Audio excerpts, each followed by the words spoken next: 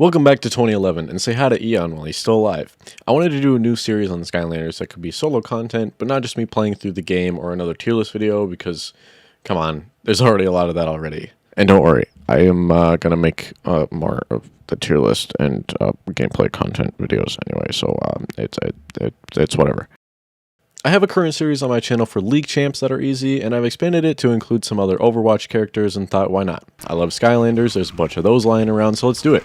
It gives me a good chance to work on solo content in a newer, narrated, scripted style of video like this one is going to be. So please let me know what you think of this video. I know there's others similar to this, but I wanted to take my own shot at it. So please leave a like, leave a comment, do whatever the heck you want to. You can just watch the video if you want to too, that works for me. Anyway, I don't really know why I chose Drobot, because I never really played him a whole bunch growing up, but what I do know is that he is super overpowered and he is super easy to pick up and play, so he is one of the first people that comes to mind when I think of who is a super easy Skylander in the game.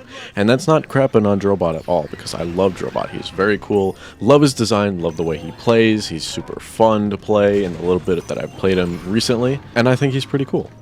So, your childhood, just like mine, had a special place in Skylands, but who do you remember being the best Skylander in the game?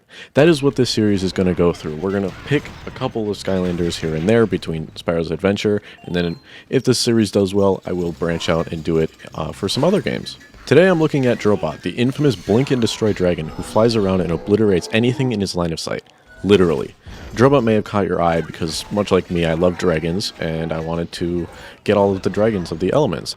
Bash, I got Zap, I got Spyro, obviously, I got Sunburn, I had to get Camo, Warnado is basically a dragon, right? He's a turtle and, some other things. It's whatever. Just anything with wings is kind of just cool to me, so I just wanted to get anything with wings. So, let's go over the basic abilities. His primary is called Mega Blasters, which allows you to mash that button to your heart's content and get results immediately. His secondary ability is basically never used or needed, so let me introduce it to you because you may not have heard about it before.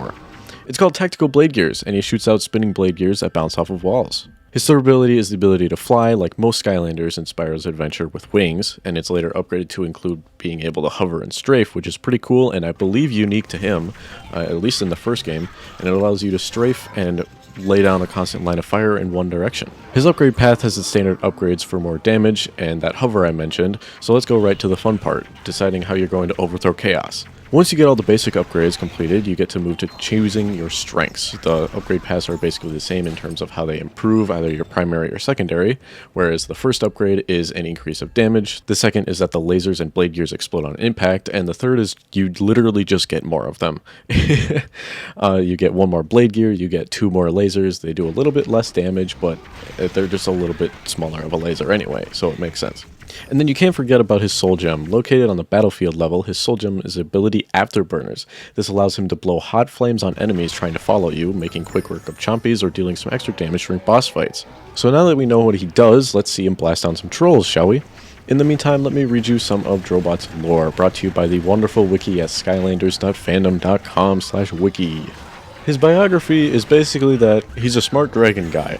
He was born in the highest reaches of Skylands, where dragons spend all of their time competing in aerial battles, but Drobot was more interested in taking things apart to see how they worked.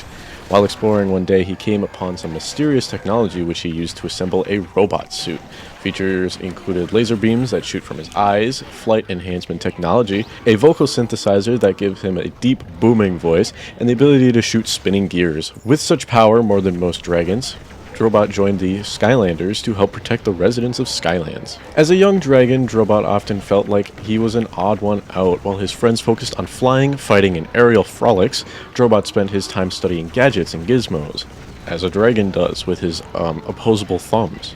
One day, the inexperienced flyer was caught in a terrible tailwind and forced down to a desert island. To his surprise, he found himself surrounded by magnificent machines, amazing appliances, and clever contraptions. At once, he made the island his widget workshop. Before long, he had built himself a brand spanking new robotic flying suit with sensational superpowers. A vocal synthesizer that gave him that deep sonic boom, his eyes that fired laser beams, and he could shoot spinning gears at lightning speeds. Nowadays, Drobot is a Dragon Master Supreme when it comes to sparring in the skies. And with his homeland suddenly starting to feel a bit small, Drobot flew out to seek a certain portal master and sign up as a Skylander. And there's some other story background that goes on the Skylanders wiki that you can go ahead and read for yourself. So, what areas does Drobot struggle in, and what areas is he, a beast? Obviously, he's really good with laying down a ton of fire. He just needs some range to be able to back that up. Unfortunately, he can't create range for himself, and that flying is sometimes hard to deal with when you're in an arena battle.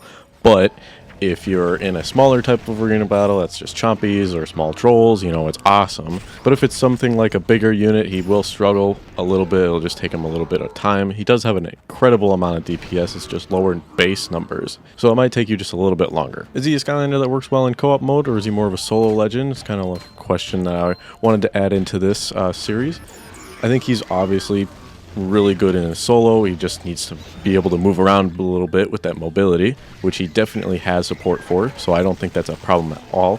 And I think he's really good with the co-op mode, and I think the base style is an aggro person while he lays down fire in the background. So if he was paired with something like a bash or a voodoo or somebody that gets up into your face, I think he will do really perfect with something like that. So my thoughts on Drobot throughout the creation of this video: I think he's a really good person overall. I still think he's pretty OP.